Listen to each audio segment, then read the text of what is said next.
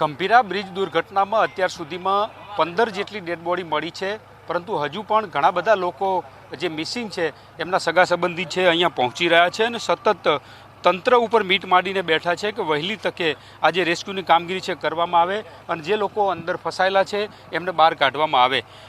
એક સંબંધી છે, એમના મામા છે ને ભાણો ગુમ થયેલો છે, અત્યારે પહોંચ્યા છે। ઘનશ્યામભાઈ, શું કહો છો?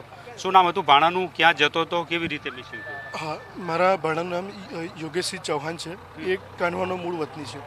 હવે એ સવારે 7 વાગ્યાના અરાઉન્ડ આણંદ ટ્રેનિંગ માટે જતો હતો, તો લગભગ અમને છે ને જાણવા મુજબ લગભગ 8 વાગ્યા પછી કંઈ કોન્ટેક્ટ એનો થતો નહોતો, 8 વાગ્યાના અરાઉન્ડ સમથિંગ। તો ત્યાર પછી એમને તો એવું કે મારી બહેનને એ લોકો છે ને મુખ્ય વ્યવસાય એમનો ખેતીનો છે, એટલે ખેતર જતા રહ્યા રેગ્યુલરલી જે રીતના એઝ પર રૂટીન જે કામ ચાલતું એ લોકો કામ ચાલતું હતું, એ લોકોને ખ્યાલ જ નહોતો। એ લોકોને બપોર ખબર પડી કે ભાઈ આપણો ભયલું છે યોગેશ, એનો કોઈ હતો પતો છે નહીં। પછી એવી રીતના એમ ટૂંકમાં તપાસ ચાલુ કરી। પછી હવે ધીમે ધીમે એટલી ઇન્ફોર્મેશન મળી ગઈ છે કે અહીંયાથી જતો હતો એ ટાઈમ પર, અને ત્યાર પછી એનો ફોન લગભગ બંધ આવે છે।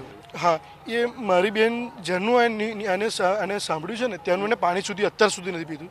હવે એને તો અમે અત્યારે એવી રીતના જ કહીને શાંત કરી છે કે ભાઈ એ હોસ્પિટલમાં છે, અને એવી રીતના એને સાંત્વના આપીને શાંત કરી છે અત્યારે, કે જે પ્રમાણે અંદર વાહનો પાણીમાં અંદર ઊંડે સુધી ગરકાવ છે, હવે એને કાઢવા માટે આટલી ક્રાઇન ઇનફ નથી એમ।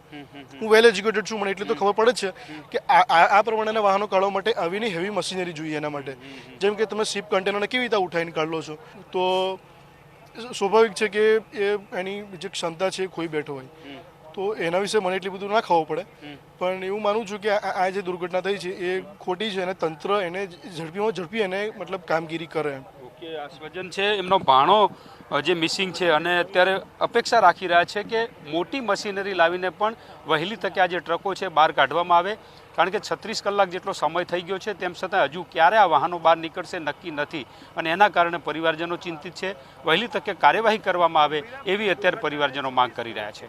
કેમેરામેન કિશોર ક્ષીરસાગર સાથે માનુ ચાવડા, વીટીવી ન્યૂઝ, પાદરા।